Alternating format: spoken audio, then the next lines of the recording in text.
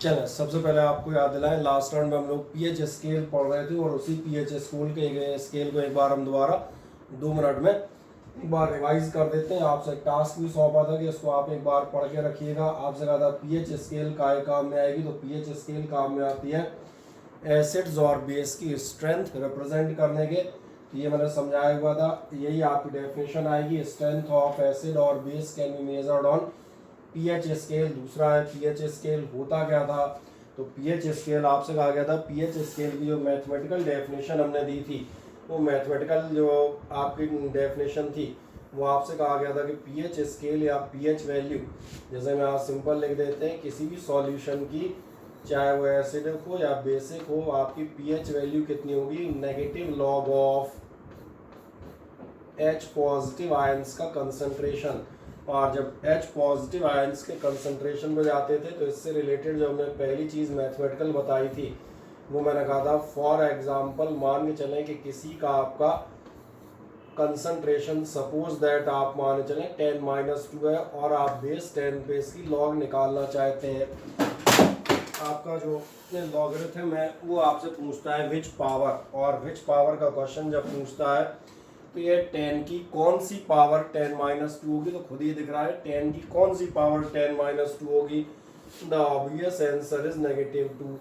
दूसरा मैंने कहा पीएच वैल्यू के साथ क्या अच्छी बात है कि ये नेगेटिव लॉग, तो याद देखना एक माइनस तो ये बाहर का रहा और साथ में ये आंसर आपका लॉग का, तो यानी कुल मिला के आपका आंसर क्या आ जाएगा +2। तो ये मैंने कहा ये आपके लिए पीएच वैल्यू कैसे हम कैलकुलेट करते हैं ये मैंने दिखाया। फिर लॉगरिथम कैसे कैलकुलेट करते हैं ये मैंने दिखा दिया, तो इसी की हेल्प से हम पीएच वैल्यूज़ कैलकुलेट करेंगे। फर्दर मैंने कहा अपने पास 2 तरह के सॉल्यूशंस होंगे, या तो आपके एसिडिक होंगे और या फिर बेसिक होंगे। जब एसिडिक या बेसिक सॉल्यूशन होंगे तो आपसे कहा जाता है जो आपका पानी होता है pure water which is neutral, या न्यूट्रल का मतलब है न्यूट्रल के केस में आपको मालूम है पानी में आपके जितने H पॉजिटिव आयंस होते हैं उतने ही एग्जैक्टली OH नेगेटिव आयंस होते हैं। आप लास्ट टर्न में पढ़ चुके थे न्यूट्रलाइजेशन रिएक्शन में, क्योंकि पानी होता क्या है, पानी होता है H2O। H2O का मतलब the combination of H positive and the OH negative ion. तो पानी में न्यूट्रल कंडीशन में दोनों आयंस इक्वल होते हैं। और सवाल बना इनका कंसंट्रेशन कितना होता है, तो आप देखेंगे ये हो जाता है 10⁻⁻7 मोल पर लीटर। अब अगला सवाल आता है, इस बेसिस पर आपने पास 2 चीज़ें हो सकती हैं। ये मैंने बीच का दिखा दिया, बीच में कौन बैठा हुआ है, पानी यानी कि न्यूट्रल। अब न्यूट्रल पानी के दोनों साइड हम कौन सी चीज़ें इस्तेमाल कर सकते हैं, या तो आप कह सकते हैं एसिड्स। अगर एसिड्स देखोगे तो एसिड्स आप किनको मानते हैं, acids are those substances in which the concentration of H positive ions is high, जिनका H पॉजिटिव आयंस का कंसंट्रेशन ज़्यादा होगा। इस बार अगर आप किसी एसिड में जाएंगे तो आपका H पॉजिटिव आयन कंसंट्रेशन कैसा होना चाहिए, ग्रेटर देन 10⁻7 होना चाहिए। इस स्टेट से पानी से कंपैरिजन में ज़्यादा हो, और पानी के कंपैरिजन में ज़्यादा हो तो आपको मालूम है 10-7 से आप बड़ी डिजिट्स लिखेंगे, ये होंगी 10-6, 10-5, 10-4, 3, 2, 1, और लास्ट में आप जा सकते हैं 10⁻0। ये सारी डिजिट्स आप देखेंगे 10-7 से बड़ी हैं, और अगर ये सारी डिजिट्स इससे ज़्यादा बड़ी हैं तो फिर जो आपकी पीएच वैल्यू आएगी, पीएच वैल्यू जो अभी मैंने आपको शो किया था, अगर 10-2 ले रहे हैं तो आपका आंसर कितना आएगा +2। ऐसे आप देखना यहाँ पर पीएच वैल्यू जब आप निकालेंगे तो अगर आप 10-6 लेंगे कंसंट्रेशन तो आपकी पीएच वैल्यू आएगी 6, पीएच वैल्यू 5, 4, 3, 2, 1, और लास्ट कहाँ चले जाओगे 0।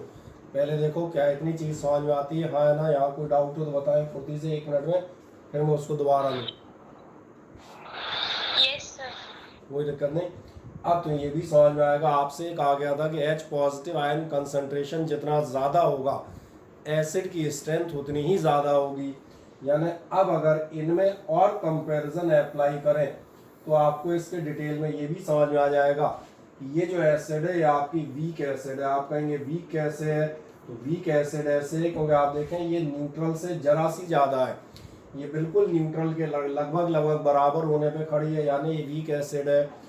बीच में कहीं जाओगे तो यहाँ आपको समझ में आएगा ये एसिड्स कैसी हैं, मीडियम, ये एसिड्स कैसी हैं, स्ट्रॉन्ग, और तो ध्यान दे जा रहा होगा ये सबसे स्ट्रॉन्ग एसिड्स हैं, स्ट्रॉन्गेस्ट। तो इनको मैं लिख देता हूँ, ये एसिड्स कैसी हो गई आपकी, ये हो गई वेरी स्ट्रॉन्ग।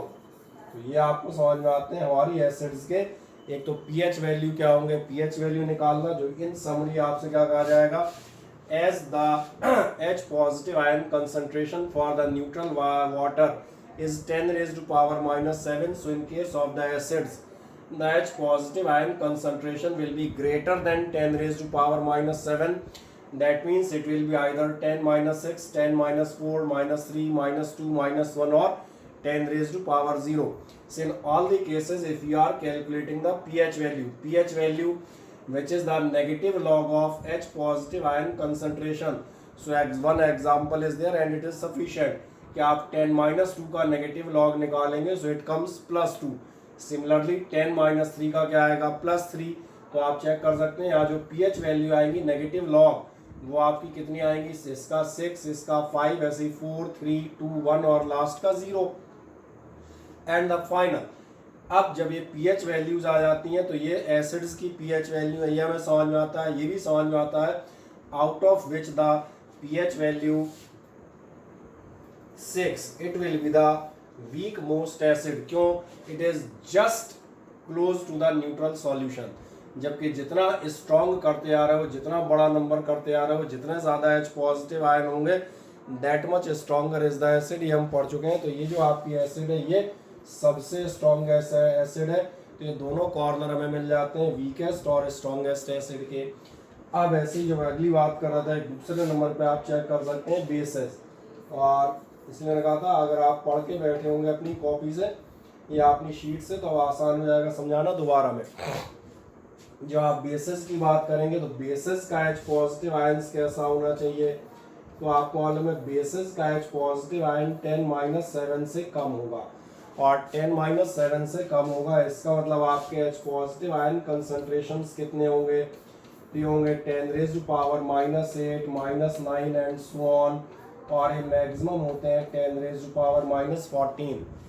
जब यहाँ तक आप जाएंगे तो इसमें भी सवाल आएगा, जैसे हमने कहा था -6 की वैल्यू 6 आएगी लॉग की, इनका भी आप लॉग निकाल सकते हैं। इसमें अगर आप पीएच कैलकुलेट करेंगे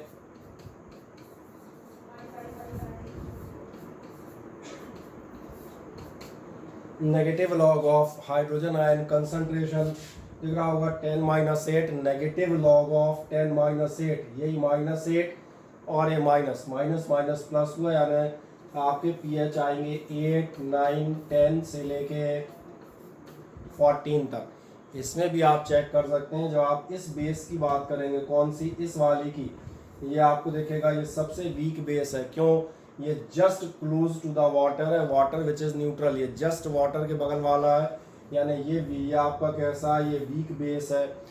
आप ध्यान देखो जितना ज़्यादा आपका बढ़ता जा रहा है अब आपके बेस स्ट्रॉन्ग होते आ रहे हैं। फाइनल ये आपकी कैसी बेस है, ये आपकी सबसे स्ट्रॉन्गेस्ट बेस में आ जाती है। अब ये आई होप सो क्लियर हो जाना चाहिए एसिड और बेस दोनों का केस। अब मैंने कहा इसी को हम एक बार शीट पे इस पूरी कहानी को पढ़ लेते हैं जो मैंने आपको यहाँ दिखाई। और यहाँ आप जाएंगे तो पीएच आपको मालूम है defined as the negative logarithm of H positive ion, या मैंने कहा H3O positive ion which is called hydronium ion. आप कहेंगे हाइड्रोनियम आयन कहाँ से आ गया, तो मैंने कहा जब आप एसिड्स पढ़ते हैं बहुत पहले तो एसिड्स की डेफिनेशन ही में कहा था कि H positive ion free state में बहुत कम रहता है। ये जनरली वाटर मॉलिक्यूल के साथ अटैच होकर क्या फॉर्म कर लेता है, H3O पॉजिटिव आयन। इसलिए एसिड्स की डेफिनेशन ये थी, in the aqueous solution of which either H positive और the hydronium ions are obtained. ये मैंने कहा उसकी डेफिनेशन ही थी।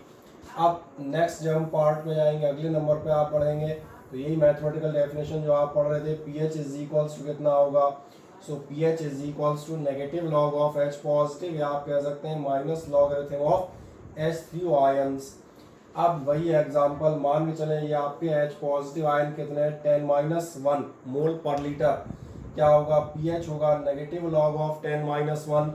10 की कौन सी पावर -1 होगी, तो डेफिनेटली -1, तो -1 ये और 1 माइनस ये, तो कुल मिला के आंसर क्या होगा 1। तो ये हमने लास्ट राउंड में भी लॉगरिथम डिटेल में समझा दी थी। 10 - 2 का डायरेक्ट निकाल सकते हो, -2 का मतलब ये वैल्यू सीधी 2 आएगी, खत्म। ऐसे 3, 4, 5, 6, 7 उसमें क्या होता है निशान का, जो हम कह रहे थे एसिडिक सॉल्यूशन के लिए जाओगे H पॉजिटिव आयन 10 - 7 से ज़्यादा होने चाहिए, यानी -6 -5 से लेके 0 तक। तो ये सारी आपकी क्या चीज़ें हैं, ये आपकी कैसी होंगी, ये जिनके पीएच वैल्यू ये दिखाई जाएंगी वो सबके सब आपके एसिड हैं। फिर ये भी बता दिया ये एसिड कैसी है वीक, और ये एसिड कैसी है सबसे स्ट्रॉन्ग, ये भी मैं आपको बता चुका। ऐसी बेस सॉल्यूशन के लिए, एल्कली या बेस के लिए OH नेगेटिव आयंस का कंसंट्रेशन 10 - 19 से ग्रेटर हो, यानी H पॉजिटिव आयन कम हो, इसका भी आप कैलकुलेट कर सकते हैं। फिर क्या कॉन्क्लूजन आएगा, इस सारी कहानी से आपको कॉन्क्लूजन मिलेगा। न्यूट्रल सॉल्यूशन के लिए अगर आपका सॉल्यूशन कैसा है न्यूट्रल, तो न्यूट्रल सॉल्यूशन के लिए आपका pH 7 है, जो मैंने दिखाया था, पानी दोनों बराबर होते हैं H और OH। एसिडिक सॉल्यूशन के लिए आपका pH लेस देन 7 होगा, यानी हम कहते हैं 6, 5, 4, 3, 2, 1, 0। और for a basic solution pH greater than, चलो 7 उधर चला गया, ग्रेटर देन 7 मतलब कितना होगा 8, 9, 10 से लेके 14 तक। और ये सारी वैल्यूज़ आपने कहा कहाँ से आई, मैं फिर रिमाइंड करा दूंगा, ये मैंने यही वैल्यूज़ निकाली थी, आप चेक कर सकते हैं। बेस का 8, 9, 10 से लेके 14 और एसिड का 6 से लेके 0। आप तो कोई डाउट नहीं कहीं से कहीं तक, बोले कोई दिक्कत नहीं, ठीक। अब एक सवाल आता है, किसी भी सॉल्यूशन की स्ट्रेंथ हम कैसे मेजर करेंगे। जैसे हम बात कर रहे हैं नींबू का रस है, सिरका है, HCl है, HNO3 है, सारे एसिड है, लेकिन आपको मालूम है स्ट्रेंथ वाइज फ़र्क है। अब स्ट्रेंथ वाइज कितना फ़र्क है, जब मैथमेटिकल इस पे जाओगे कितना स्ट्रॉन्ग या कितना वीक, तो फिर मेजरमेंट के लिए चलते हैं। Measurement of strength of acid base कैसी होती हैं, to measure the exact strength of the solution of an acid और बेस, हम आपके दो मेथड्स का किसी का भी इस्तेमाल करते हैं। जिस मेथड का इस्तेमाल करेंगे ध्यान देखना, उनमें से ये मैंने अगर किसी को याद हो एक टर्म में बता रहा था, लिटमस पेपर कई रंगों का उठाते हैं, यूनिवर्सल लिटमस पेपर, उसी की मैं चर्चा यहाँ पर करूँगा। तभी मैंने कहा था हम इसको डिटेल में आगे लेंगे। यूनिवर्सल इंडिकेटर क्या कहलाता है, देखें ध्यान से। Universal indicator is a mixture of A number of indicators और डाइज, तमाम सारे मिक्सचर होते हैं which show different colour set different values, जो अलग अलग पीएच वैल्यू पे अलग अलग कलर दिखाते हैं। कैसी एसिड है, weak acid, moderate acid, strong acid या वेरी स्ट्रॉन्ग एसिड, उसके अकॉर्डिंग देखेंगे उसके शेड्स कहीं ना कहीं उसके पीएच पेपर के बदलते हैं, और उन शेड्स के बेसिस पे हम आ जाते हैं। जैसे उसने कहा है कौन कौन से इंडिकेटर्स हैं, litmus, phenolphthalein, methyl orange are used in predicting the acidic and basic characters, ये मालूम ही था। हाउएवर यूनिवर्सल इंडिकेटर पेपर काय के लिए डिटेक्ट किए गए, ये स्ट्रेंथ भी मेजर कर देते हैं, और स्ट्रेंथ मतलब इनडायरेक्टली कहा जाए ये क्या मेजर कर देते हैं, आपकी पीएच वैल्यू भी मेजर करने के काम में आ जाते हैं। अब कैसे आते हैं उसके लिए मैं आपको यहाँ पर दिखाता हूँ, ये देखें ध्यान से। तो आपको नजर आ रहा होगा आपके पास एक पीएच पेपर होगा। पीएच पेपर को जब भी आप किसी सॉल्यूशन में डुबोएंगे तो आप देखेंगे उस पीएच पेपर का कलर चेंज होगा। अगर सिंपल लिटमस पेपर था तो लिटमस पेपर के दो ही ऑप्शन थे, या तो लिटमस रेड हो जाता या लिटमस मैंने कहा था नीला हो जाएगा। लाल और नीला, नीला क्या बताएगा बेस, तो पहले तो लिटमस को चेक कर लो, और लिटमस पेपर का कंसेप्ट यहाँ चेक करा देते हैं। अगर लिटमस होता तो लिटमस आपका बेस में जाके कैसा हो जाता था, नीला। आपको यहाँ पर ये दिखाई दे रहा होगा 13 लिखा हुआ, मैं फिर याद दिलाऊं, ये आपको अभी मैंने 2 मिनट पहले पढ़ाया है कि अगर आपका पीएच लेस देन 7 है, यानी 6, 4 एटसेट्रा, तो ये क्या है, ये एसिड्स हैं। और मैंने कहा अगर आपका पीएच ग्रेटर देन 7 है तो फिर ये क्या होती है, ये बेसेस होती हैं, ये हम पढ़ चुके हैं 2 मिनट पहले। अब जो मैं कह रहा हूँ, मान चले किसी सॉल्यूशन में आपने लिटमस पेपर डुबोया, लिटमस नीला हो गया, तो ये क्या बताता है बेस। देखो ध्यान से, नीले कलर पे पीएच 13 लिखा हुआ है और 13 बता रहा है कि बेस है। लाभ का लिटमस होता है बेस में ब्लू। अगर लिटमस रेड हो रहा है तो आप देखें ध्यान से, रेड लिटमस पे आपका कौन सा रंग लिखा हुआ है, रेड 1, यानी एसिड है। लिटमस के साथ दिक्कत ये थी, लिटमस चाहे जिस एसिड में डाल दो लाल ही होगा और चाहे जिस बेस में डाल दो नीला ही होगा, तो ये नहीं पता चलता था कि ये स्ट्रेंथ किसकी ज़्यादा है, कम लाल ज़्यादा लाल, ऐसा कोई क्राइटेरिया नहीं है। तो यूनिवर्सल पेपर पे जिसमें हमने कहा तमाम सारी डाइज मिक्सअप की हैं, उसका कलर आप देखना शेड होगा, हो सकता है रेड हो सकता है ऑरेंज हो, येलो में भी पिंकिश हो। तो जो अलग अलग कलर आएंगे उसके अकॉर्डिंग हम बड़े आराम से एग्जैक्ट स्ट्रेंथ भी पता लगा सकते हैं। देखें, to measure the pH value of any solution, paper strip coated with universal indicator या pH paper is dipped into the given solution, उस सॉल्यूशन में आपने डुबोया निकाल लिया। अब इसका कलर चेक करेंगे कैसा होगा, ठीक, and its colour is noted, thus pH value of the solution can be found out. अब मान के चलो मैं सपोज करता हूँ आपका पीएच पेपर का कलर हो गया डार्क नीला, तो ध्यान देखना इसका मतलब है आपका जो सॉल्यूशन आप भरे हुए हैं उसका पीएच 13 है। इसी की वजह अगर आप देखना इसका आपका कलर हो जाता है, सपोज करें हरा, दिख रहा है, अगर हरा हो गया इसका मतलब ये सॉल्यूशन कैसा है, बेसिक ही है। लेकिन इस बेस और इस बेस में अंतर समझ में आ रहा होगा, ये स्ट्रॉन्ग बेस है, ये थोड़ा मॉडरेट बेस है। अब मान के चले सपोज करें आपने सॉल्यूशन में डुबोया और निकाला और ये वाला हरा हो गया, दोनों ग्रीन में अंतर साफ नजर आ रहा है नहीं आ रहा है, देखो बोर्ड पे नजर आ रहे हैं दोनों ग्रीन में अंतर के नहीं आ रहे,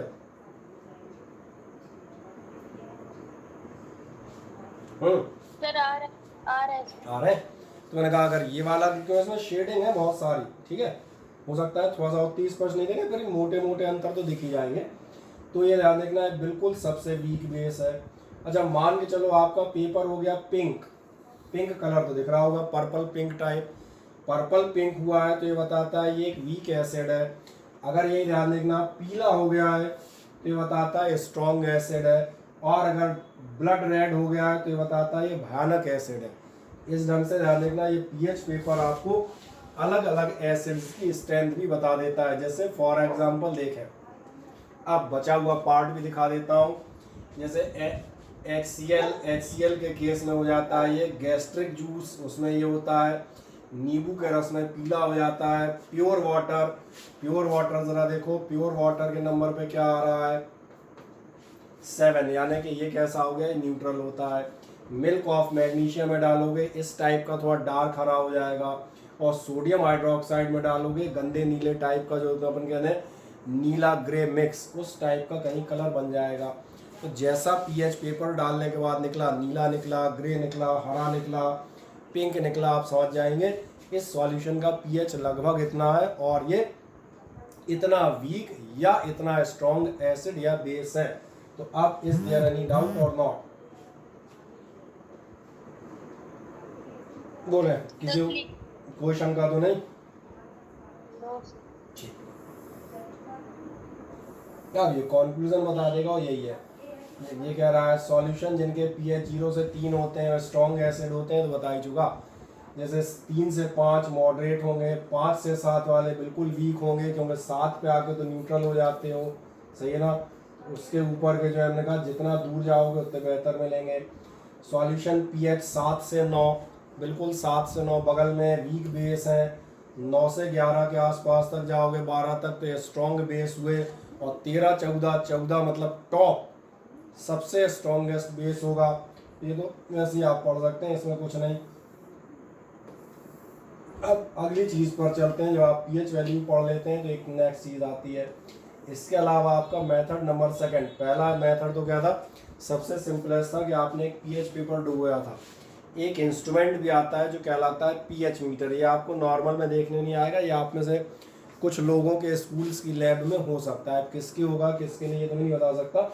तो पीएच पेपर क्या होता है ध्यान देखना, लगभग अप्रॉक्सीमेट वैल्यू देता है। अब तुम कहोगे अप्रॉक्सीमेट क्यों, तुमने खुद पीएच पेपर देखा था, पिंक, डार्क पिंक और रेड।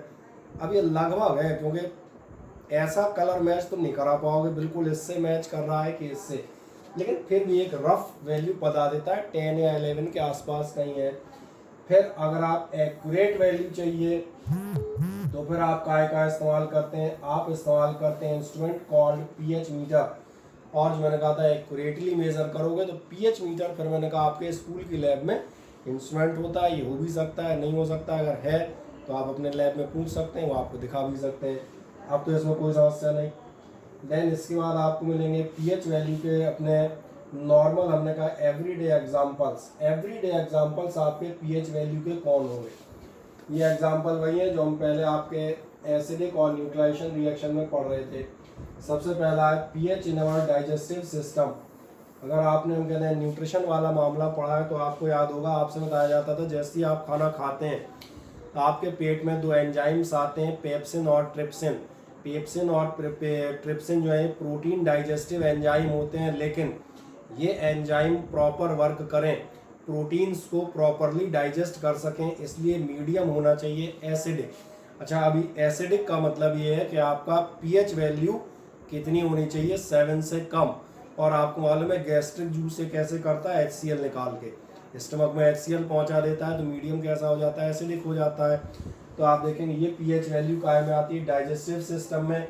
जो आपसे कहेगा आवर स्टमक प्रोड्यूसर्स HCl, जिसका पीएच कितना होता है? Less than 1.2, which helps in digesting food without harming the stomach.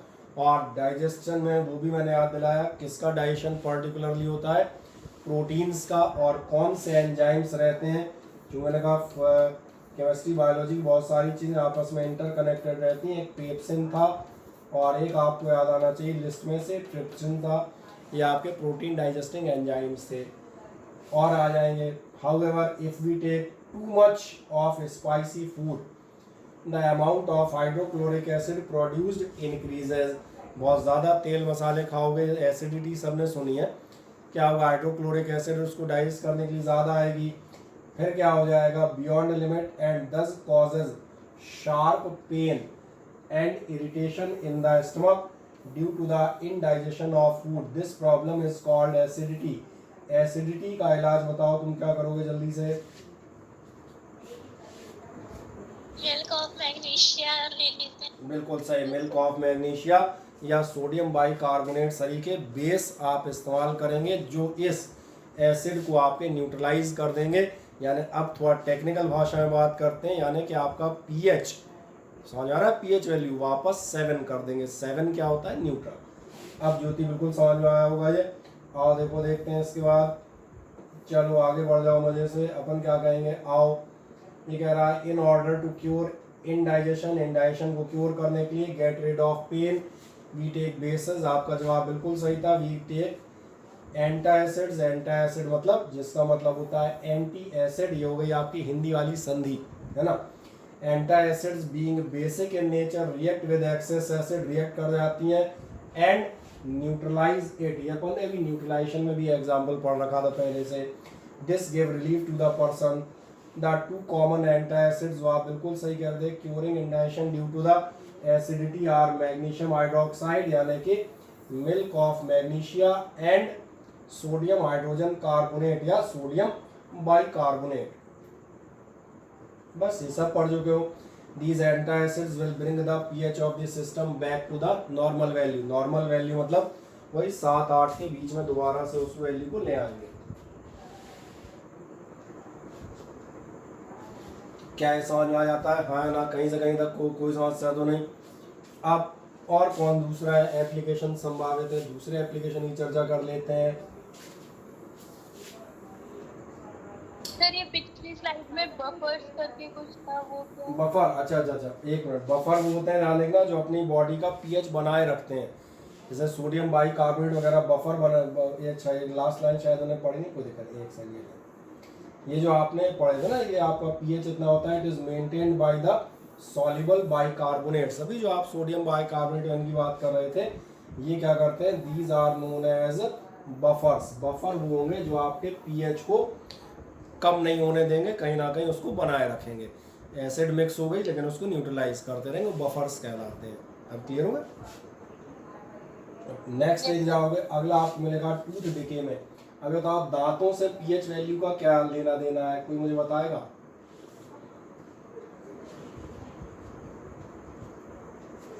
Nutrition पढ़ा रहे थे उस समय, डेंटल कैरी का नाम लिया था, दांतों में कीड़ा। तो दांतों में कीड़ा लगने का मैंने क्या बताया था, कैसे लगता है, किसी को याद है?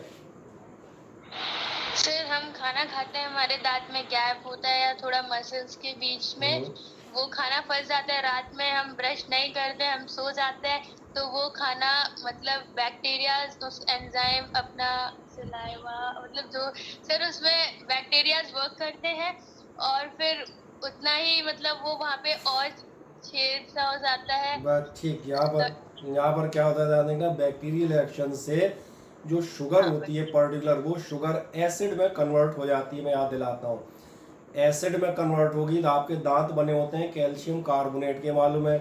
अभी आप पढ़ चुके हैं एसिड्स मेटल और मेटल कार्बोनेट से रिएक्शन करती हैं, ये आप पूरी रिएक्शन पढ़ चुके हो, मैं सही कह रहा हूँ।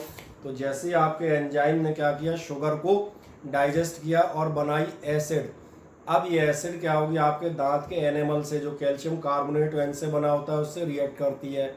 नतीजा समझ में आ रहा है, आपका दांत धीरे धीरे धीरे कटने लगेगा। कटने से मतलब वो वाला काटना नहीं, लोग कहते कोरोजन टाइप, और धीरे धीरे धीरे उसमें गड्ढा होने लगेगा।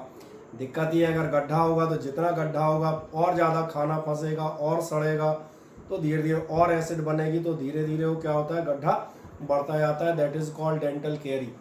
इसीलिए कभी आपने ध्यान दिया, आपके जितने भी टूथपेस्ट हैं, कल मैं बात कर रहा था, मैंने कहा था अगर कभी आपको वो चींटी या ऐसा कोई मधुमक्खी काट ले तो आप क्या करेंगे, लोहा घिस के लगाएंगे। मैंने कहा था साबुन लगाना या टूथपेस्ट लगाना सब बेसिक होते हैं।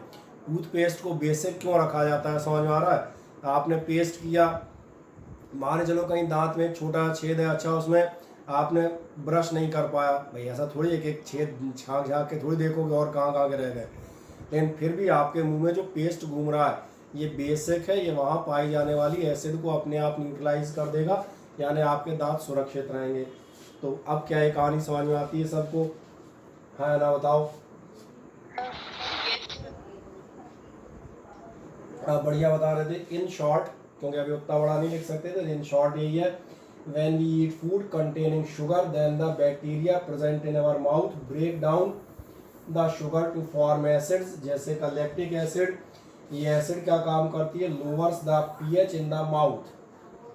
अब इससे क्या होगा, इससे आपका टूथ डिके स्टार्ट हो जाता है। कब स्टार्ट होता है, जैसे ही आपका पीएच आपका लगभग 5 साढ़े 5 के आसपास पीएच वैल्यू पहुंची, वैसे ही आपका टूथ डिके, और डिके मतलब अगर केमिस्ट्री में कहें तो जो अभी इसी चैप्टर में पढ़ रहे थे, रिएक्शन मेटल कार्बोनेट से इस एसिड की रिएक्शन, वो रिएक्शन स्टार्ट हो जाएगी। और ठीक, this is because when the acid becomes strong enough, जब पीएच गिर रहा है तो स्ट्रॉन्ग में हो जाएगी एसिड, तो क्या कह रहा है, enough to attack the enamel of our teeth. Enamel मतलब जो बाहरी हार्ड कवरिंग होती है, दांत की जो कवरिंग होती है काफ़ी हार्ड होती है, इसको धीरे धीरे नुकसान पहुंचाने लगती है।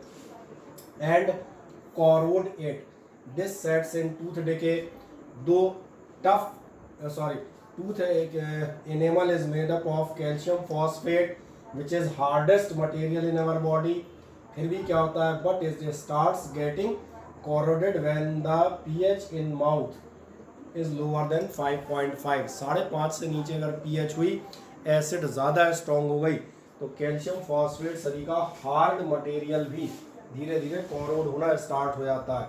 अब किसी को कोई समस्या हो तो मुझे बताओ।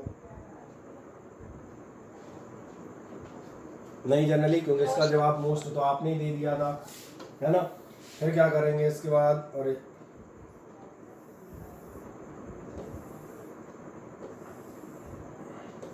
आप करेंगे प्रिवेंशन। प्रिवेंशन भी ने बता ही दिया था। The best way to prevent tooth decay is to clean the mouth thoroughly after eating food, lots of clean water. ये क्या समझाना, many toothpaste contain bases to neutralise the mouth acid. तमाम सारे टूथपेस्ट में क्या होता है, कहीं ना कहीं बेस मौजूद होती है जिनका काम ही होता है। इसीलिए क्या होगा, use the toothpaste which are generally basic for cleaning the teeth. अगर आप ऐसे टूथपेस्टों का इस्तेमाल कर रहे हैं तो नॉर्मल है, आप इस एसिड के फॉर्मेशन से, उससे होने वाले उससे बचे रहेंगे। अब इसमें मुझे नहीं लग रहा कुछ खास बताना होगा। ये भी आपको बताया था सेल्फ डिफेंस, बढ़िया। Self defence bye animal and plants. Self defence bye animal समझ में आ रहा है, वही चींटी मधुमक्खी वाला एग्जांपल है, एसिड्स की हेल्प से अपना सेल्फ डिफेंस करते हैं। कैसे, जो कल कह रहा था, काट लेंगे तो फॉर्मिक एसिड हो जाएगी ना। We feel pain and irritation when we are stung by an honey bee, या yellow ant due to the acid, और कौन सी एसिड, तो ये एसिड बिल्कुल साफ नजर आ रही है, फॉर्मिक एसिड, ठीक, या methanoic acid injected into our skin. अब क्या करेंगे, रिलीफ के लिए क्या करोगे, रिलीफ के लिए आप ये apply the solution of mild base, कोई सा भी लाइक बेकिंग सोडा, या ऐसा मैंने कहा था बेकिंग सोडा नहीं मिल रहा, टूथपेस्ट वो नहीं मिल रहा, मैंने कहा साबुन, और भी ऐसा कोई मिल जाए, चूना मिल जाए, सब काम करेंगे, कोई भी बेस हो सकता है। ऐसे कह रहा है similarly we feel pain and irritation when we are stung by the nettles plant. Nettle plant ध्यान दिए, नेटल प्लांट जिनमें वो छोटे छोटे कांटे टाइप होते हैं, इसको हिंदी में करेज कहते हैं, तुम्हारे यहाँ पता नहीं क्या कहते हैं, मुझे पता नहीं। अगर ध्यान देखना, जरा सा प्लांट का कांटा लग जाए तो भयंकर जलन मचती है। देखा ऐसा प्लांट बिल्कुल छोटे छोटे बाल के, मतलब बाल से पतले कांटे टाइप होते हैं, मैंने कहा जरा सा अगर हाथ में लग जाएगा तो ऐसी जलन मचती है, भयानक क्यों, काय की वजह से लगती है, उसी एसिड की वजह से। क्या कहेगा, when we are stung by the nettle plant leaves with stings, जिनकी आपकी जो पत्तियां में क्या है, कांटे टाइप लगे रहते हैं, due to the formic acid, ये भी वही काम करते हैं, फॉर्मिक एसिड डाल देते हैं, इसका भी वही इलाज होगा, बेसिक सब्सटेंस करें, पढ़ना हो तो पढ़ लें एक लाइन में, कोई दिक्कत नहीं। To get relief we rub the injected area with the leaf of the dock plant, जिस जो आपका बेस होगा, डॉग प्लांट नहीं मेरा, खीरा रगड़ना, खीरा से अच्छा तुम्हें अगर करेला मिल जाए तो उसको रगड़ लेना, ये आयुर्वेदिक उपचार हो गया। एलोपैथिक क्या होगा, साबुन या मिल्क ऑफ मैग्नीशिया या चूना रगड़ना, ठीक है ना। तो करेले में भी आपको मालूम था बेस होती है। आप कोई दिक्कत कहीं से कहीं तक बोलो, किसी को कोई खास डाउट तो नहीं, बताएं फुर्ती से। नहीं सर। नहीं, ठीक, नेक्स्ट चले आते हैं, इसके बाद अरे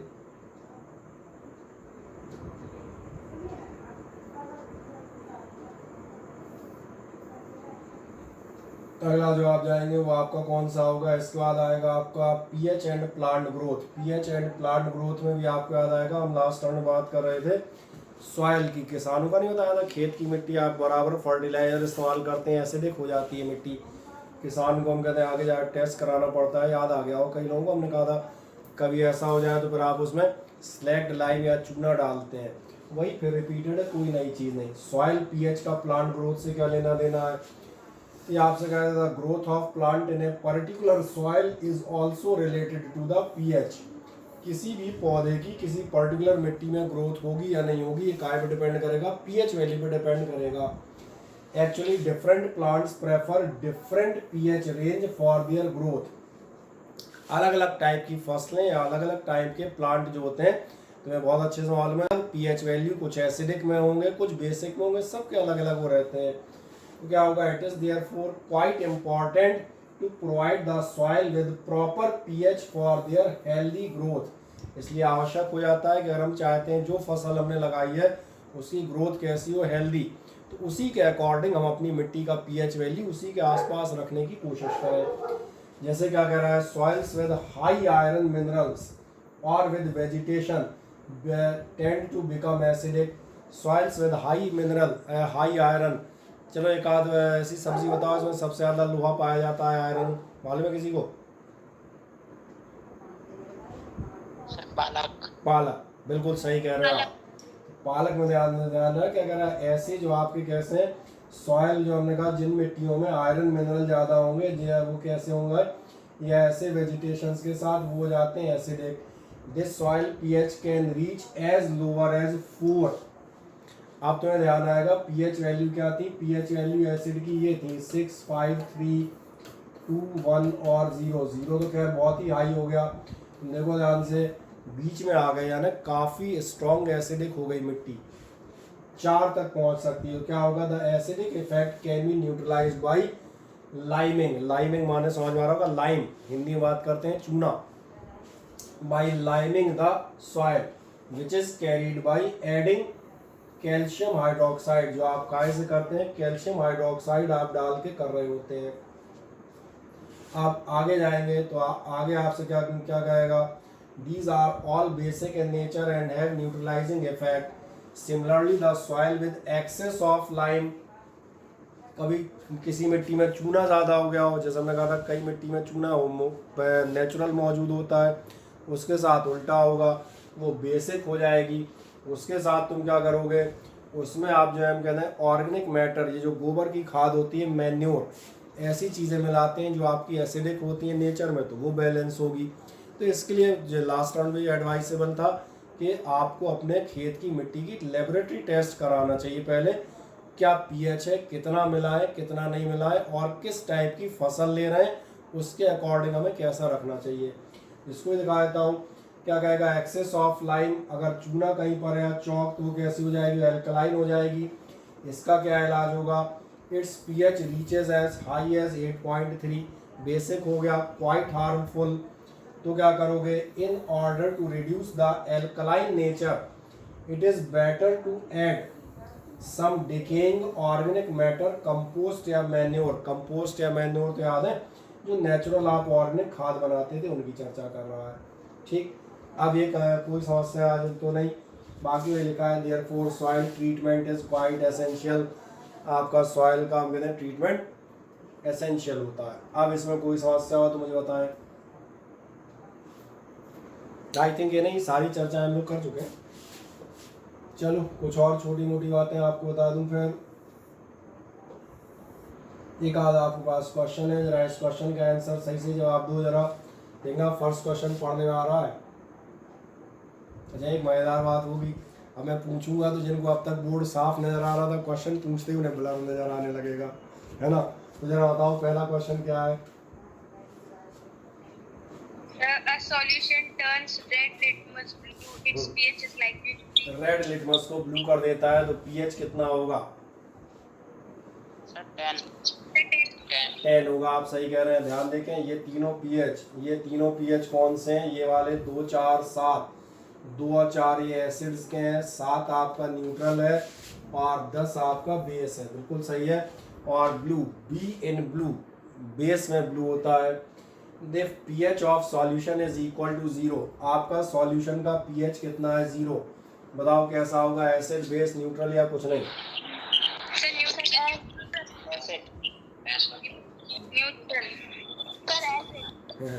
न्यूट्रल नहीं होता है, यही तो लोग गलती करते हैं, इसीलिए क्वेश्चन पूछा है। वो एक महान बात भूल जाते हैं। कौन सी बात भूल जाते हैं, पीएच भैया पानी का न्यूट्रल का 7 होता है, 7 से कम 6, 5, 4, 3, 2, 1, 0 ये एसिड होते हैं।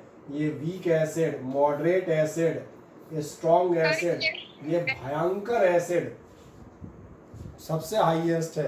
तो इसलिए 0 वाला न्यूट्रल नहीं होता, न्यूट्रल ही होता है 7। ठीक है ना। कौन सा होगा, कहाँ गया इसका आंसर, किधर गया, ये रहा।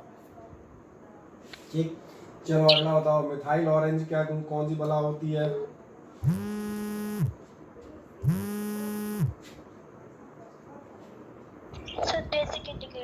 बेसिक इंडिकेटर होता है, आप सही कह रहे हैं। जैसे ही बेस में मिलाओगे लाल से उभट के हो जाएगा पीला। तो ये आपको मालूम है। पीएच ऑफ ब्लड, ब्लड का पीएच अभी थोड़ी देर पहले बता रहे थे, ये ब्लड का पीएच लगभग कितना होता है, हल्का सा एसिडिक। चलो 2 ऑप्शन एक ही है, 6.4 ही है, लगभग यहीं के आसपास बना रहता है। चलो इसमें 2 ऑप्शन एक साथ एक जैसे हो गए, ये तो अब आपको क्वेश्चन मिल जाएंगे। पीछे ब्लड का पीएच दिया भी है पीछे स्लाइड में, और एक आज जा सकते हो। मैंने कहा चलो यही बता दो, pH of the solution is 13, कैसा होगा,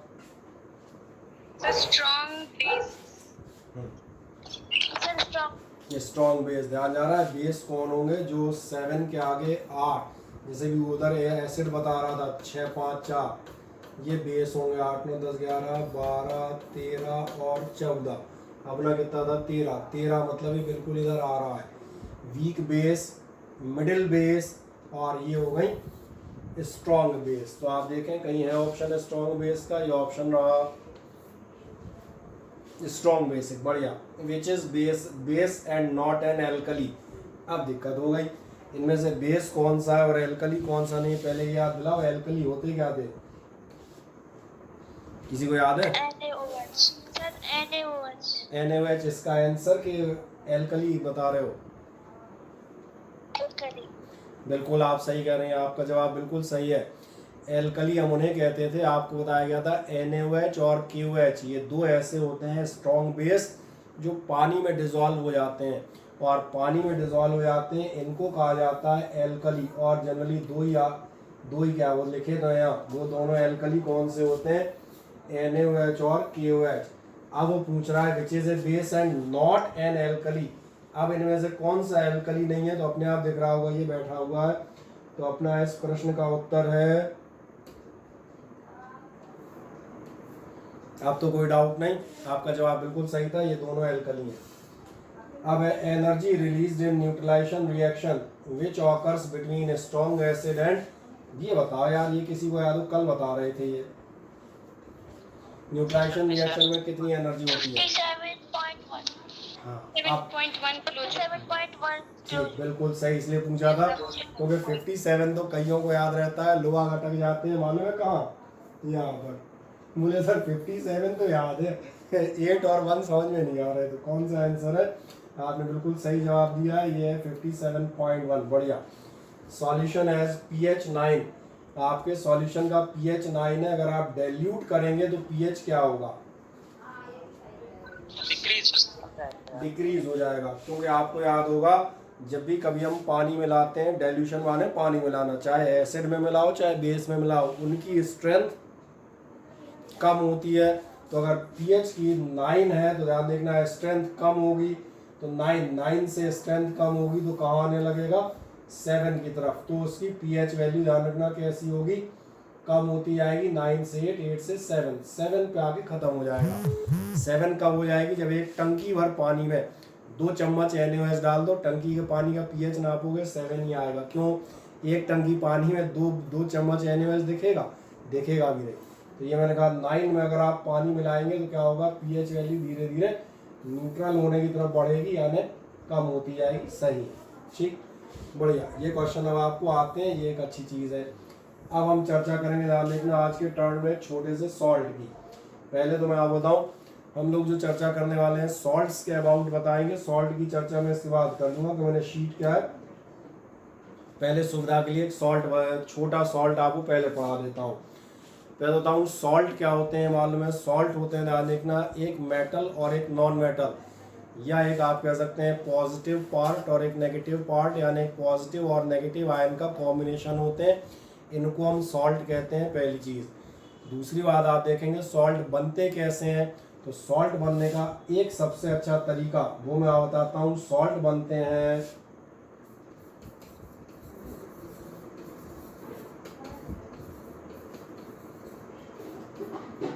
न्यूट्रलाइजेशन रिएक्शन से। मैं आपको याद दिलाता हूँ, सबसे पहले मैं सबसे सस्ता सॉल्ट बनाता हूँ, अपना नॉर्मल वाला घरेलू सॉल्ट NaCl। कैसे बनेगा, ध्यान देखना, न्यूट्रलाइजेशन क्या करोगे, एक एसिड और एक बेस, ये तो मैं लास्ट टाइम भी पढ़ा रहा था मैं, एक एसिड और एक बेस जब भी रिएक्ट करोगे तो आपको नजर आएगा इनमें से एक बन जाएगा HOH का पानी, पीला कलर चलो दिखेगा, इतना दिख जाएगा, ये HOH मिलके क्या हो जाएंगे, न्यूट्रलाइज कर देंगे एक दूसरे को, एक इसकी कहानी दो कहानी में कन्वर्ट हो जाएगी पानी में।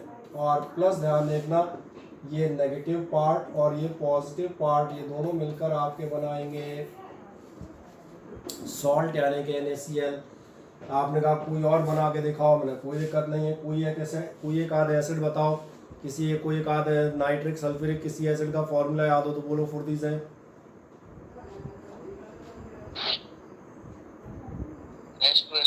चलो H2SO4 ले लो, ये हमने ले लिया H2SO4।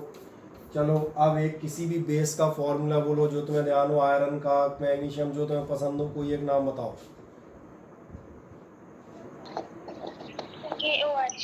पोटेशियम, ठीक, चलो आपने मान लिया, हम ले लेते हैं KOH यानी पोटेशियम हाइड्रोक्साइड। बढ़िया, मैंने कहा ये नहीं, कौन सा, कोई सा भी ले लो, इसलिए तुम्हारे ऊपर छोड़ दिया, चाहे जो सा बोल देते हो उसमें कोई दिक्कत नहीं। मैग्नीशियम, जिंक, आयरन, चाहे जो ले, एल्यूमिनियम, एनीवन। एक कहानी कॉमन रहेगी, कौन सी कहानी कॉमन होगी, ध्यान देखना, ये OH और ये H, ये मिलके आपके बनेंगे पानी, इसलिए एक पार्ट वहीं आएगा, ये बनेगा H2O। और ध्यान देखना अगली चीज़ क्या होगी, ये जो आपके दोनों हैं, देख रहे हैं, K और SO4, ये आपका बना लेंगे सॉल्ट। बस ये ध्यान रखना, बैलेंसिंग जरूर कर देना इक्वेशन मुताबिक। KSO4 नहीं बनेगा, K2SO4 बनेगा, ये तो अब ध्यान है। दूसरा बैलेंसिंग करोगे तो 2 यहाँ पे मल्टीप्लाई करना पड़ेगा, हो जाएगा, घुस गया, और 2QH हो गया। तो मुझे लग रहा है बैलेंस है, क्योंकि दो H हैं और 2 ही OH हैं, तो 2 पानी अपने आप, नहीं सॉरी, हाँ, ये आपके निकल आएंगे। और क्या करना पड़ेगा, कुछ नहीं, हो गए। क्या एक कहानी समझ में आ गई। अब आप देखें ध्यान से, चाहे आप ये एसिड बेस लें तो भी सॉल्ट बनेगा। अंतर है, यहाँ सोडियम का क्लोराइड बन रहा था, ये एसिड बेस लोगे तो पोटेशियम का सल्फेट बनेगा। तुम नाइट्रिक एसिड ले लेते और जिंक पकड़ जाते तो जिंक का नाइट्रेट बन जाता। तो सॉल्ट बदलते रहेंगे नाम के अनुसार, लेकिन ये कन्फर्म है बनेंगे सॉल्ट। तो सॉल्ट बनने का तरीका समझ में आता है, ये बनते हैं आपके न्यूट्रलाइजेशन रिएक्शन से। तमाम सारे जो अपन मटेरियल इस्तेमाल करते हैं उनमें से मोस्ट ऑफ द मटेरियल अलग अलग टाइप के सॉल्ट ही होते हैं, कोई आयरन का, कोई जिंक का, कोई एल्यूमिनियम का, कोई किसी और का। अब इनमें से एक सॉल्ट की चर्चा मैं आपसे आज की डेट में करता हूँ, और वो सॉल्ट कहलाता है प्लास्टर ऑफ पेरिस, या मैंने कहा था POP। इसकी चर्चा मैंने इसलिए ली है क्योंकि एक टर्न पे मैं हल्का सा डिस्कस कर भी रहा था। तो मुझे बताएं, प्लास्टर ऑफ पेरिस याद आता है, आपने नाम सुना है?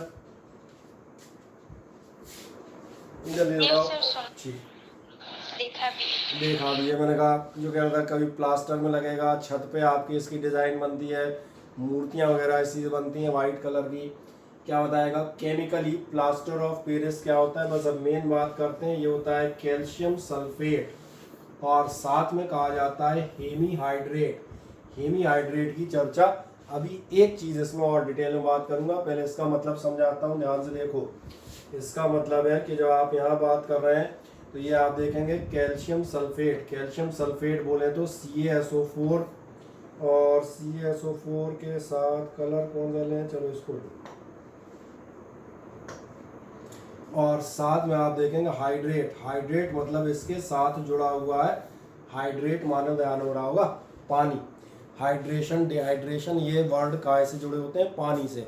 कई बार ध्यान दिया होगा, कोई बीमार हो जाता है गर्मियों में अचानक, डॉक्टर कहता है इन्हें डिहाइड्रेशन हो गया है, ग्लूकोज पिलाओ या बोतल चढ़ाओ। तो डिहाइड्रेशन मतलब पानी का निकलना, समझ में आ रहा है? तो कैल्शियम सल्फेट प्लस हेमी, आधा, स्फीयर और हेमी स्फीयर वर्ड सुने, आधा पानी का मॉलिक्यूल जुड़ा होता है, तो ये कहलाता है।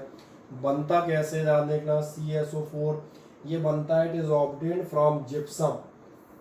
जो आपका पेरिस के आसपास हम कहते हैं मेनली जो मटेरियल में ज़मीन में से ओर्स निकलता है, जिप्सम क्या होता है? ये होता है CaSO4 2H2O, calcium sulphate, double hydrate. Double hydrate समझ में आ रहे होंगे, 2H2O, पानी की प्रेजेंस होती है साथ में। इसको अगर आप गर्म करते हैं, और अगर आपको यहाँ पर जो है वो ये थोड़ा छोटा लिखा है, नहीं दिख रहा हो तो मैं बता दूं, ये है आपका, ये लिखा हुआ है 373 केल्विन। और 373 केल्विन अगर याद करोगे तो एक्चुअली 373 केल्विन 100 डिग्री C कहलाता था, ठीक है। तो क्या बताता है, अगर आप कैल्शियम सल्फेट को 100 डिग्री सेल्सियस पे गर्म करोगे तो ये जो आपके 2 H2O थे, इनमें से 3/2 H2O, 1.5 H2O, ये आपके बाहर हो जाएंगे, उड़ जाएंगे। जो बचा हुआ होगा CaSO4 हाफ H2O, बस यही किस नाम से जाता है? ये जाना जाता है प्लास्टर ऑफ पेरिस के। अब प्लास्टर ऑफ पेरिस के साथ एक महान बात बताता हूँ, उसको ध्यान से देखो। तुम्हें दिख रहा होगा ओरिजिनल ये कैल्शियम सल्फेट 2H2O था, गर्म करने पे इतना पानी उड़ गया और इतना बचा। इसके साथ खासियत ये है कि जिस पानी को इसने उड़ाया है उसको वापस खींच सकता है। अगर आप इस ड्राई पाउडर को, ये ड्राई पाउडर दिखेगा, इस ड्राई पाउडर में अगर आपने पानी मिला दिया तो ये क्या करेगा, उस पानी को दोबारा एब्जॉर्ब करके उसके साथ सेट हो जाता है। और इसीलिए प्लास्टर ऑफ पेरिस के में प्रॉपर्टी नजर आती है, ये जो वाइट कलर का पाउडर है, इधर आपने उसमें पानी मिलाया और उसने पानी के साथ रिएक्शन करके अपने को सेट करना शुरू कर दिया। तो ये सेटिंग प्रॉपर्टी है, इसी का इस्तेमाल मैंने कहा प्लास्टरिंग में, मूर्तियाँ बनाने में, इन सब में करते हैं। तो वो तो वैसे ही अंदाज लग गया होगा। ये रिएक्शन ध्यान रखना, गर्म करने पर इधर जाती है, और अगर इसका हाइड्रेशन करोगे, जो मैं करता हाइड्रेशन यानी पानी वापस डालना, तो ये वापस किस में कन्वर्ट हो जाएगा, CaSO4 2H2O में। बस देखें ध्यान से, इस पार्ट को मैं आपको दिखाता हूँ इसकी रिएक्शंस में 1 सेकंड बाद। ये रहा, क्या बताएगा प्रॉपर्टीज में, क्या क्या बता देगा। पहली चीज आपको मालूम है कलर और स्टेट, कैसा पाउडर होता है, तो बोले भैया व्हाइट कलर का पाउडर होता है, सबको मालूम है। दूसरे नंबर पर ध्यान देना, सबसे खास बात रिएक्शन विद वाटर या सेटिंग। रिएक्शन विद वाटर जो अभी बता रहा था, क्या कह रहा है, when POP is mixed with water, अगर आप इसे पानी के साथ मिक्सअप करेंगे and left for half an hour, और तकरीबन आधे घंटे छोड़ देंगे, 1 घंटे, क्या करेगा, पानी को फिर एब्जॉर्ब करके वापस रिटर्न होगा। अभी दिखाऊंगा, नीचे इक्वेशन में पहुंचता हूँ। क्या करता है, it sets to hard mass due to the rehydration. Rehydration मतलब फिर से पानी को खींच लेना, फिर से पानी को एब्जॉर्ब कर जाना। और देखो ध्यान से, ये पिछली इक्वेशन का उल्टा लिखा है, नहीं दिख रहा, पिछली इक्वेशन इधर से लिखी थी, calcium sulphate 2H2O 100 degree Celsius पे गर्म करोगे तो ये पानी निकल जाएगा, उड़ जाएगा और ये बन जाएगा। अभी रिएक्शन में पानी डाला तो रिएक्शन उल्टे ऑर्डर में हो जाएगी। ये आपका POP, इस POP के साथ आपने मिलाया पानी, तो देखो वापस आपका, और ये जो बन जाता है, ये आप ध्यान रखेंगे, ये आपका एक हार्ड व्हाइट मास के फॉर्म में, तो चलो व्हाइट तो पहले पढ़ चुके हो, उस फॉर्म में आपका जमा हो जाएगा। बस इसी का आप इस्तेमाल कर लेंगे। अब इसमें किसी को कोई शंका हो तो मुझे बताओ। नो सर, इसकी प्रॉपर्टीज जो हम सीमेंट यूज करते हैं वो उसकी प्रॉपर्टीज सेम ही होंगी किसके, हाँ जो आप व्हाइट सीमेंट, आप जो व्हाइट सीमेंट इस्तेमाल करते हैं, ध्यान रखना, ये व्हाइट सीमेंट यही होता है। हाँ, ब्लैक सीमेंट जो यूज करते हैं, जो घर बनने नहीं, ब्लैक में कुछ और मटेरियल भी मिले होते हैं। ब्लैक में जिप्सम होता है, जो आपकी ब्लैक सीमेंट आती है पोर्टलैंड सीमेंट कहलाती है। अभी आप 11th 12th में जाएंगे तो उसके बारे में बताएंगे। उसका भी एक बड़ा कंटेंट जिप्सम होता है, जिसके सेटिंग होती है, लेकिन उसमें क्या होता है, अदर चीज़ों के इस्तेमाल के लिए उसमें कुछ कंटेंट, और फिर सीमेंट कई टाइप की आती हैं अलग अलग जगह के इस्तेमाल के हिसाब से, तो उनमें वो कंटेंट भी मिलाए जाते हैं। मेन आप कहेंगे 50% उसमें भी यही होता है, जिप्सम ही होता है। यहाँ पे आप सही हैं सर। और इसका नाम प्लास्टर ऑफ पेरिस ऐसे ही पड़ गया कि नहीं, तुमने ध्यान नहीं दिया। जो जिप्सम है मेनली कहाँ पाया जाता था, ये और आज भी ज़्यादातर पेरिस में पाया जाता था, इसलिए उसको कहते हैं प्लास्टर ऑफ पेरिस। पेरिस का प्लास्टर है ये, इसलिए उसका नाम प्लास्टर ऑफ पेरिस है। ये शुरुआत में जिप्सम कहाँ मिलता है, जिप्सम आज भी आप देखेंगे फ्रांस में ही ज़्यादातर मिलता है, सबसे पहले वहीं ढूंढा गया था और मोस्टली कई सालों तक वहीं मिलता रहा, है ना, इसलिए वो प्लास्टर ऑफ पेरिस कहलाने लगा, पेरिस से आया हुआ है वो।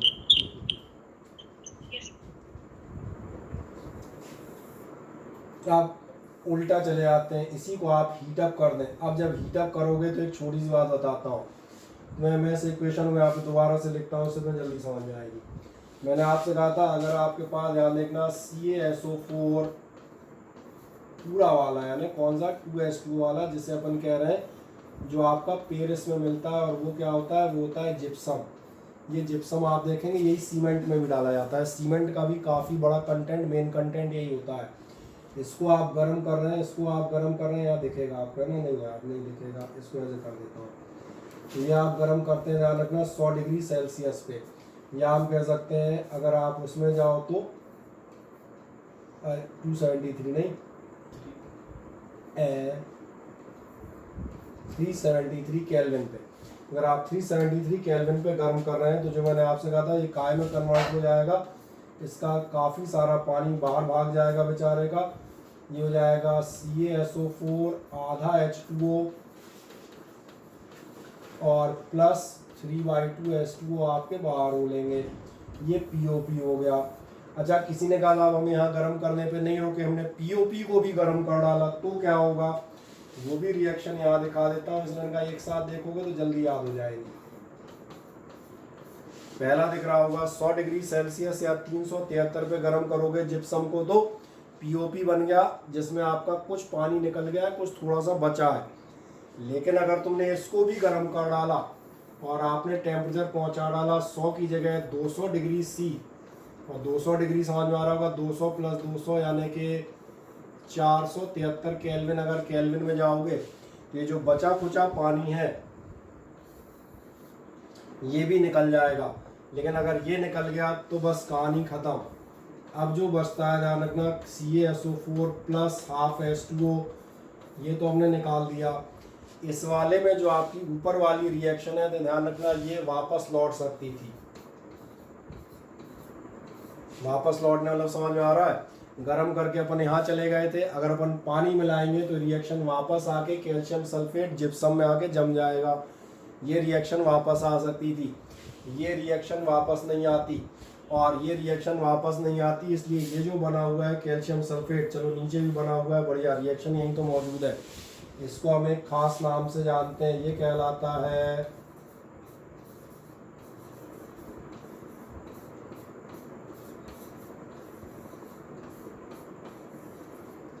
Dead burnt plaster. Dead burnt plaster में समझ में आ रहा है? तुमने उसको इतना गर्म कर डाला कि हम मान के चलेंगे जल गया। जल गया मतलब डेड हो गया, अब किसी मतलब का नहीं है। अब तो जब पानी फानी कुछ भी मिलाते रहो उसका कुछ नहीं होना, एज इट इज़ बर्बाद हो गया। ये कहाँ काम में आता है ये भी ध्यान रखना। जब अपन गर्म करके जिप्सम और ये सब बना रहे होते हैं तो क्या होता है, कई जगह ज़्यादा हीट होती है, कुछ प्लास्टर नॉर्मल है डेड बर्न हो जाता है। ध्यान रखना उसको फेंकते नहीं है। उससे आपके स्कूलों में अगर ब्लैक बोर्ड या ग्रीन बोर्ड होंगे तो जो चौक बनती है वो चौक यही होती है। समझ में आ गया कौन सी होती है? डेड बर्न प्लास्टर वाली। तो ये कहानी समझ में आती है। अब इस बात को देखें, हीट का इफेक्ट मैं आपको यहाँ पर दिखाता हूँ। क्या कहता है? Effect of heat when POP is heated at 473 kelvin है। स्क्रीन ब्लर हो रही है सर। स्क्रीन ब्लर हो रही है तो एक बार रिज्वाइन कर जाओ, कोई दिक्कत नहीं। आपका कितना आएगा कैल्शियम सल्फेट, क्योंकि स्क्रीन हमें तो बिल्कुल बढ़िया नजर आ रही है मजेदार सी। जब आप जाएंगे तो क्या होगा, it forms anhydrous calcium sulphate, बिना पानी का कैल्शियम सल्फेट बनाया जाता है। CaSO4 which is known as dead burnt plaster, जो आपके लिए क्या कहलाएगा, डेड बर्न्ट प्लास्टर। इसकी सेटिंग प्रॉपर्टी खत्म हो जाती है और इसके बाद ये मैंने कहा चौक के तौर पे इस्तेमाल हो सकता है, बाकी मूर्ति वूर्ति बनाने में इसका इस्तेमाल कहीं नहीं होगा। क्या एक चीज समझ में आती है? हाँ ना बताएं सर। जो इससे बनेगी वो व्हाइट चौक बनेगी सर, वो कलरफुल चौक कैसे होगा? अरे जब वाइट बन रही है उसमें तुम कलर डाल दोगे तो कलर्ड हो जाएगी, उसमें क्या दिक्कत है? ये प्लास्टर ऑफ पेरिस की मूर्तियाँ बनाते हैं तो मूर्तियाँ भी तो पीले, गणेश जी बनाओगे तो पीले पीले नहीं बना देते, या उनके पैर धोतियाँ जो है लाल कलर की, कैसे बनाएंगे? वाइट कलर का पाउडर है, कलर डाल दो तो जैसा कलर डाल दोगे ऐसा हो जाएगा, सही है ना। वाइट में तो आप कोई सा भी कलर मिक्स कर सकते हो, नीला पीला लाल, और भी कोई। काले में नहीं मिक्स कर सकते, काले में कोई कलर नहीं आएगा, तो इसलिए ये तो इसमें सुविधा है। वाइट में तो चाहे जैसा डाल दो। घरों में भी आपने ध्यान दिया कई बार कलर्ड, उसमें प्लास्टर ऑफ पेरिस वाइट में भी जो कई बार कलर्ड डिज़ाइन कर देते हैं उसमें येलो और वो कलर डाल के, तो अपने को डिपेंड करता है जैसा आप चाहें। यूज़ आप ध्यान देखना, यूज़ आपको इसके चारों मालूम है तो केवल मैं एक बार पढ़ देता हूँ। सबसे पहला यूज़ क्या है, फॉर सेटिंग फ्रैक्चर्ड बोन्स, ये आपको मालूम था, in right position and in making cast in density. दांत के जो सांचे बनते हैं वो आपको प्लास्टर ऑफ पेरिस के बनते हैं। ब्लैक बोर्ड चौक्स बनाने में होता है, तो अभी बता रहा था ब्लैक बोर्ड चौक का 1 मिनट पहले। और कायम होता है और making smooth surface and ornate designs on walls, दीवारों वगैरह पे हम कहते हैं स्मूथनेस देनी हो या आपको डिज़ाइंस बनानी हो ऑर्नामेंटल, उसमें काम में आता है। या सीलिंग्स, छतों पर। लेबोरेटरी में काय में काम में आते हैं, लेबोरेटरी में आप देखना सील करने काम में आते हैं। एयर गैप्स, कोई एपरेटस है आपका उसमें हल्का सा एयर गैप है आपको लग रहा है तो आप क्या करते हैं, प्लास्टर ऑफ पेरिस लगा देते हैं, एयर गैप सील हो जाते हैं। और काय में आते हैं, खिलौने बनाने में काम में आते हैं, या डेकोरेटिव मटेरियल, तो ये सब मालूम है जो कहता हूँ गणेश जी ऐसी कोई प्रतिमाएं बनेंगी और भी कई चीज़ें, तो इस काम में आता है। आई होप सो अब ये टॉपिक आपको कंप्लीट समझ में आ गया होगा। अब एक आध चीज़ और आपकी बचेगी मेरा अंदाज़ है, और वो बचेंगे एक NaCl बचता है, कॉमन सॉल्ट और एक ब्लीचिंग पाउडर, तो इनको अगले टर्न में ख़त्म कर देंगे। तो आपका सबसे बड़ा चैप्टर जो था केमिस्ट्री का ये द एंड हो जाएगा। अब तो आपके छोटे छोटे बचेंगे, सही है। सर कल क्लास है? कल आपकी क्लास नहीं रहेगी, कल या तो टेस्ट रख दें छोटा सा शाम के, है ना, रख दूं? बताओ। सर रख दो। चलो शाम के एक टेस्ट रख देते हैं आपका, वही 7 बजे करीब, है ना, तो नोटिफाई कर देंगे शाम के आपका 7 बजे ये हो जाएगा आपका टेस्ट इन्हीं टॉपिक्स का। कौन से टॉपिक? एसिड्स और बेसिस की जनरल प्रॉपर्टी, न्यूट्रलाइजेशन और पीएच वैल्यू। ठीक है, और पिछली बार की तरह मत देना, थोड़ा सा आप पढ़ लिख के देना, जरा नंबर ठीक ठाक आए अच्छे से। ठीक है, चलो मिलते हैं कल फिर इसको ख़त्म करके। इसके बाद एक टर्म और ख़त्म करेंगे। तो मैंने कहा चैप्टर अपने आप में 2.5 चैप्टर बराबर था, ये ख़त्म हो गया। मतलब केमिस्ट्री आपकी अब सुकून वाली पोजीशन में आ गई। ठीक है ना।